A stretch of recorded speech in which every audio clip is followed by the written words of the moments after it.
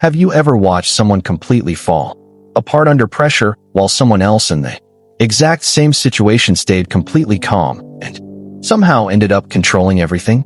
That difference is not personality. It is not luck. It is not some mysterious quality that certain people are born with and others are not. It is a skill, a documented, learnable, deliberately practiced skill that Machiavelli identified 500 years ago, and modern behavioral scientists have since proven with remarkable precision. The skill is patience, not the passive waiting kind, not the gritting your teeth and enduring kind, the active, strategic, weaponized kind that the most powerful people in history have used to control situations that should have destroyed them. A 2022 study from the University of Amsterdam tracked 400 individuals through high-pressure situations over 3 years.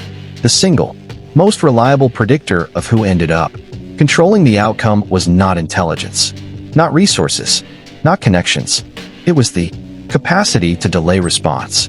The people who could sit inside uncertainty and pressure without reacting prematurely consistently ended up shaping the outcome, while those who reacted quickly consistently ended up being shaped by it. Machiavelli wrote about this directly. He watched rulers lose everything, not because they lacked power but because they deployed it at the wrong moment, because they could not sit in the discomfort of not yet acting long enough for the right moment to arrive. Stay with me until the end, because the last way patience controls situations is the one that Machiavelli himself said he had seen fail more powerful men than any army ever had. Subscribe right now, because what we build here is the framework that actually maps onto how power works in the real world. Drop this in the comments right now. I am done reacting. I am starting to move with intention. You have been in a situation where someone provoked you, where the pressure was real and immediate, and your entire nervous system was screaming to respond right now. And you responded, and the response cost you something. Maybe the argument, maybe the relationship, maybe the opportunity, maybe your own dignity in a moment you cannot take back.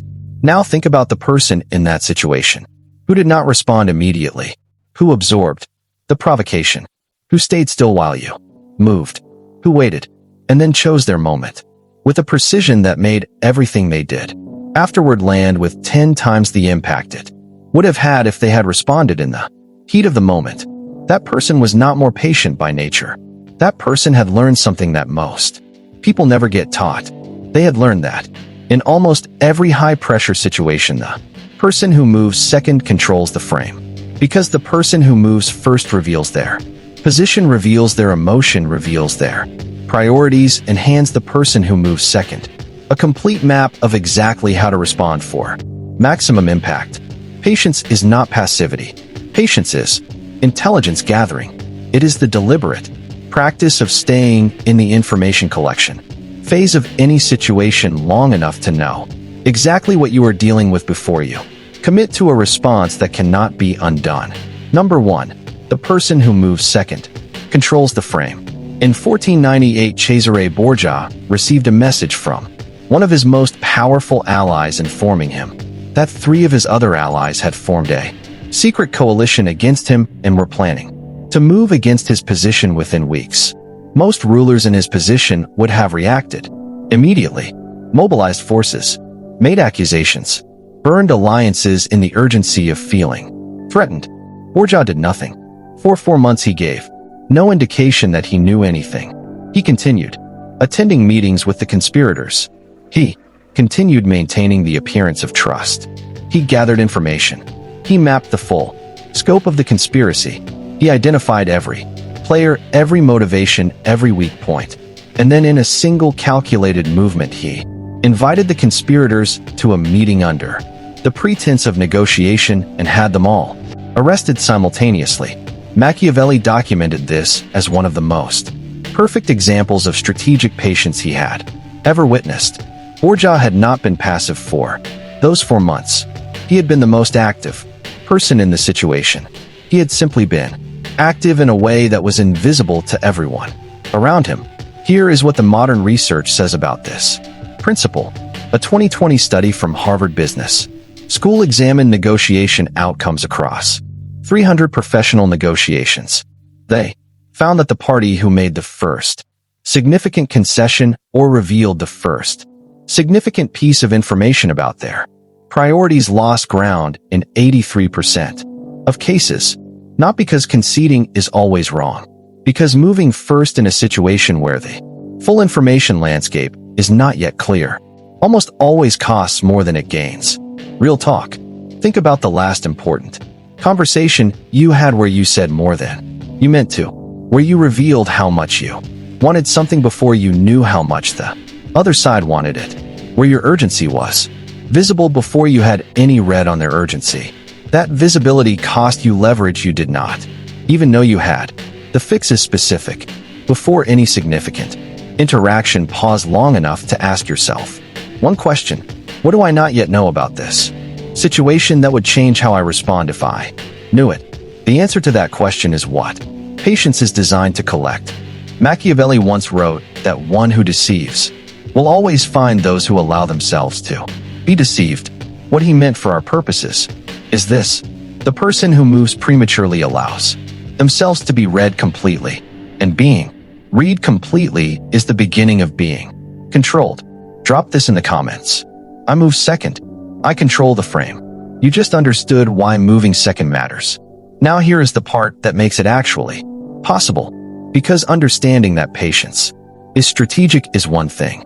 Having the neurological capacity to stay patient under real pressure is something else entirely. Number 2, patience is a trainable neurological state, not a personality trait. In 2019, neuroscientist Andrew Huberman published research from Stanford University that changed how behavioral scientists think about patience and its relationship to stress response. His team found that the capacity for strategic patience under pressure is not primarily determined by personality or disposition. It is determined by the state of the prefrontal cortex relative to the amygdala in moments of high pressure.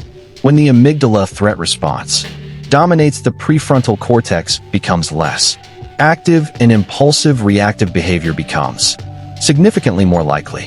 When the prefrontal cortex maintains activity under pressure, deliberate strategic response becomes possible. And critically, his team found that the ratio between these two systems is trainable. It is not fixed. People who practice specific techniques for maintaining prefrontal cortex activity under pressure showed measurable improvements in their capacity for strategic patience within 8 weeks. Here is what this means in practical terms. The person who stays calm and strategic under pressure while you react emotionally is not better than you. They have a more trained nervous system than you, and training yours is not a matter of trying harder to be patient in the moment. It is a matter of doing specific work before the moment arrives. A case study. Elena was a senior executive who had a documented pattern of responding to quickly in high-stakes situations. She would say the things she regretted saying. She would make the decision she had to walk back. She would reveal the position she had intended to protect, not because she was impulsive by nature, because under sufficient pressure her amygdala was faster than her prefrontal cortex. She spent 6 weeks doing one specific practice. Before every significant meeting or conversation, she spent 3 minutes doing what Huberman's team called physiological sighing. A double inhale through the nose followed by a long, slow exhale. This specific breathing pattern was the one his research identified as producing the fastest measurable reduction in amygdala activation.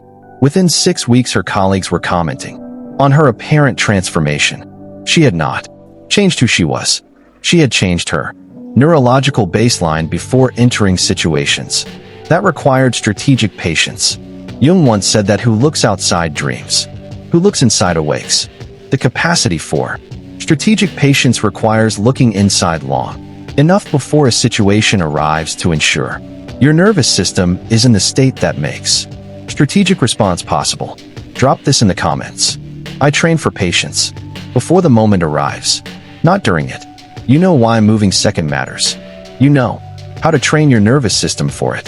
Now, here is the third component that most people completely miss. the patience that controls situations is not just about when you respond. It is about what you do while you are waiting. Marcus did the opposite. He spent those 8 months building 2 alternative partnerships that he had not been pursuing before.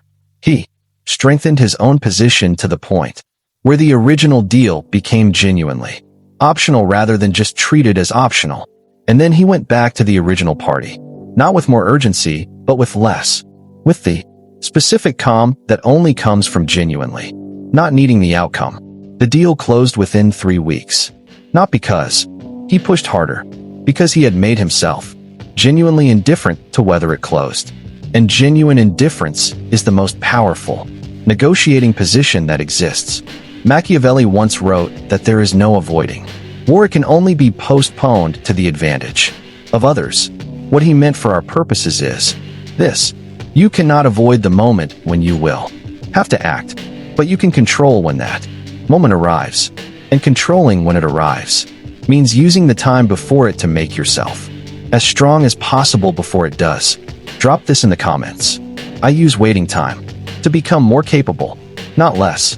You have learned why moving second controls the frame. You have learned how to train your nervous system for strategic patience. You have learned what to do while you are waiting. Now, here is the final piece. The one Machiavelli said he had seen destroy more powerful men than any army. Number 4, the patience that controls everything is the patience to let other people defeat themselves. In the winter of 1503, Pope Alexander VI died, and the power vacuum his death created set off a cascade of panicked movements by every major power in Italy, all simultaneously trying to seize whatever they could before someone else did. Marcus did the opposite. He spent those 8 months building 2 alternative partnerships that he had not been pursuing before. He strengthened his own position to the point where the original deal became genuinely optional rather than just treated as optional.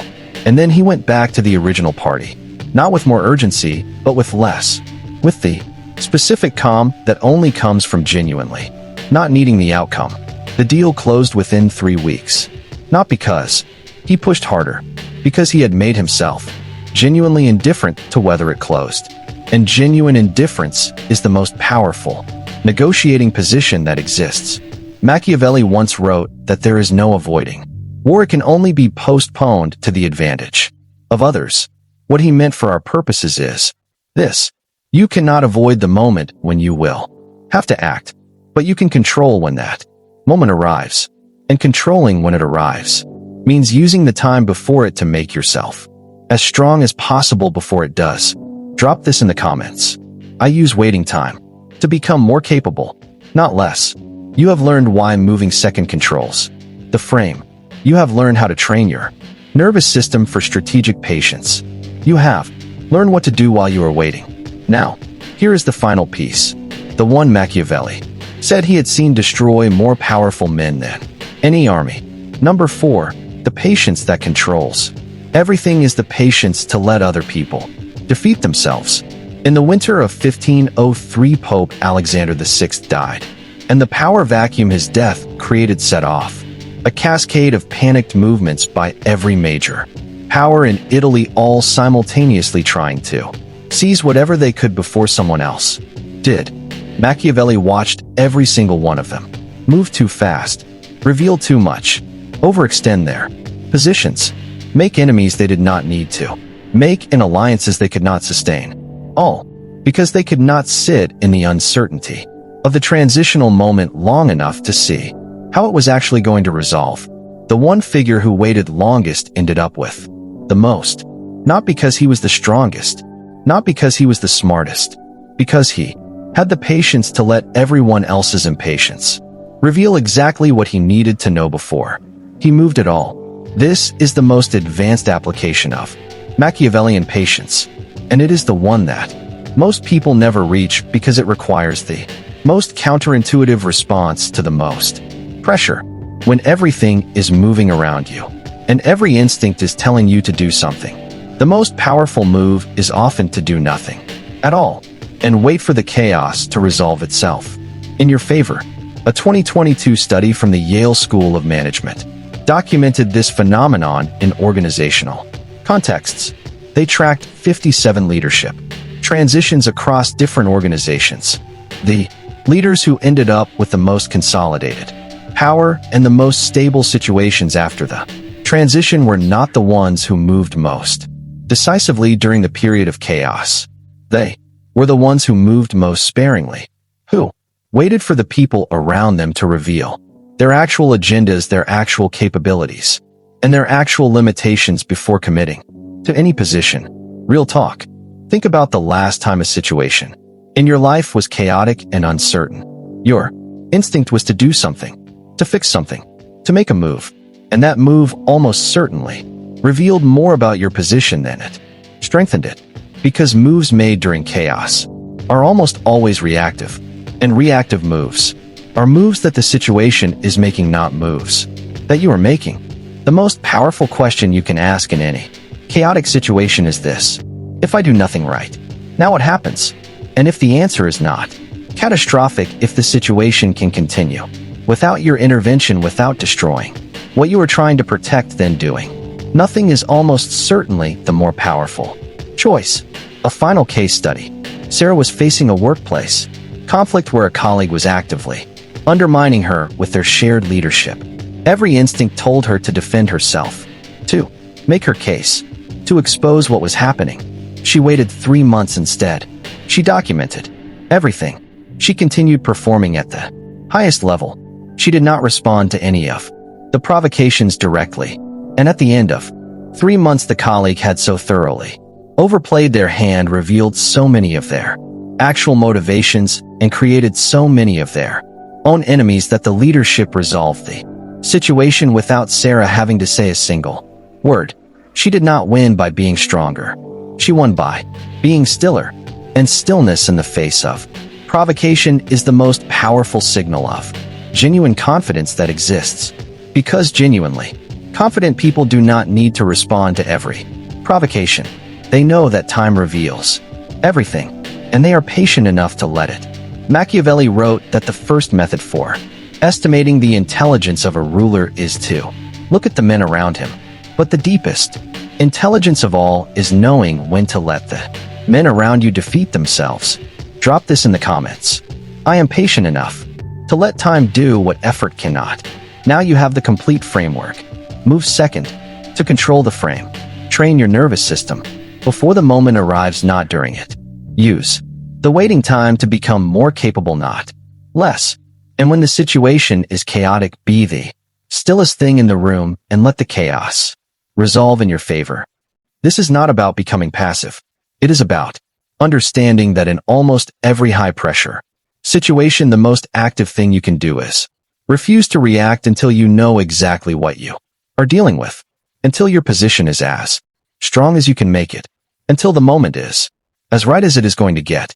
Because patience is not the absence of power. It is power held in reserve until the moment it produces maximum impact. And that is not a description of waiting. That is a description of the most precise and devastating form of control that exists. The question I want you to answer in the comments today: think of the last situation where you moved too fast and it cost you something. What would have happened if you had waited? Put it in the comments. Because naming it is the beginning of not repeating it.